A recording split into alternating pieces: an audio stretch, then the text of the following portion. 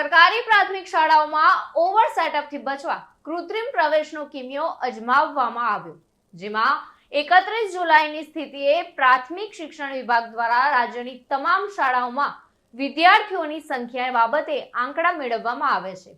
આંકડા આધારે વધઘટ નક્કી થાય છે. ત્યારે જે શાળાઓમાં 57 કે 58 સંખ્યા હોય ત્યાં 2 વિદ્યાર્થીઓનું કૃત્રિમ એડમિશન થતા હોવાની ચોંકાવનારી વિગત સામે આવી છે. 60 કરતાં ઓછી સંખ્યા હોય તો શિક્ષક વધમાં આવે છે. આ સ્થિતિથી બચવા શિક્ષકો નજીકની શાળાના એવા વિદ્યાર્થીઓને ટાર્ગેટ કરે છે કે જે અનિયમિત હોય અને આવા વિદ્યાર્થીઓની LC 2 કે 3 માસ માટે પોતાની શાળામાં લાવી દેવાય છે. શિક્ષણ વિભાગે પણ સ્વીકાર્યું કે શિક્ષકો આવા પેતરા કરે છે.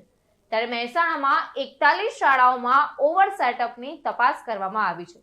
તો સરકારી પ્રાથમિક શાળાઓમાં ઓવર સેટઅપથી બચવા કૃત્રિમ પ્રવેશનો કિમિયો અજમાવવામાં આવે છે, જેમાં 31 જુલાઈની સ્થિતિએ પ્રાથમિક શિક્ષણ વિભાગ દ્વારા રાજ્યની તમામ શાળાઓમાં વિદ્યાર્થીઓની સંખ્યાના બાબતે આંકડા મેળવવામાં આવ્યા છે. આ આંકડાના આધારે વધઘટ નક્કી થાય છે. ત્યારે જે શાળામાં 57 કે 58 સંખ્યા હોય ત્યાં 2 વિદ્યાર્થીઓનું કૃત્રિમ એડમિશન થતા હોવાની ચોંકાવનારી વિગત સામે આવી છે. 60 કરતાં ઓછી સંખ્યા હોય તો શિક્ષક વધમાં આવે છે.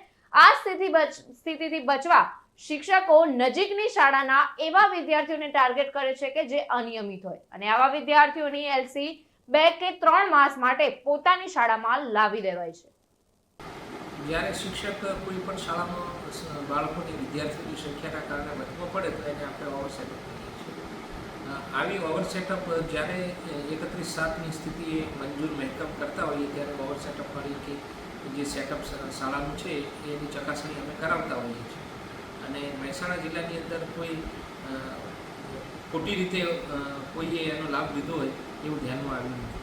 એટલે આ કેમ કરે છે સર શિક્ષકોને? આવી સરકારને કેમ તપાસ કરવાની જરૂરિયાત ઊભી થાય છે? આ એક રૂટીન પ્રક્રિયા છે કે જ્યારે અમે આ મંજૂર મહેકમ માટે જ્યારે અમે ઉપર માહિતી મોકલતા હોઈએ ત્યારે અમે અમારા તાલુકા પ્રાથમિક શિક્ષણાધિકારી દ્વારા તપાસ કરાવતા હોઈએ છીએ અને પછી સરકારશ્રી દ્વારા પણ આની ચકાસણી અમારા પાસે ફરીથી પણ કરાવાતી હોય છે. એ ચકાસણીના અંતે મહેસાણાની અંદર કોઈ શાળા એવી ધ્યાનમાં આવી નથી. સર, વધ અને ઘટના સરકાર દ્વારા શું નિયમો છે? વધ અને ઘટના સરકાર દ્વારા કેમ્પ યોજાતા હોય છે અને જુદી જુદી સંખ્યાના આધારે બાળકોની જે વિદ્યાર્થી સંખ્યા છે એના આધારે વધઘટ થતી હોય છે. એટલે આવું સરકારના ધ્યાને શું આવ્યું હતું સર, અને કેવી રીતે શિક્ષકો આ રીતે ગેરફાયદો? સરકારના ધ્યાને એવું આવ્યું હોય કે કોઈ પણ શિક્ષકની વધ ના થાય અને એ શિક્ષકો એની એ શાળામાં ચાલુ રહે એ માટે ક્યારેક વિદ્યાર્થી સંખ્યામાં કૃત્રિમ રીતે વધારો કરવામાં આવે કે કોઈ શાળામાંથી લિવિંગ સર્ટિફિકેટ કે આવું લાવી અને થોડા સમય પૂરતું તે શાળામાં રાખવામાં આવે એવું બની શકે. તરુણ પ્રજાપતિ સાથે ચક્રવાત ન્યૂઝ, મહેસાણા.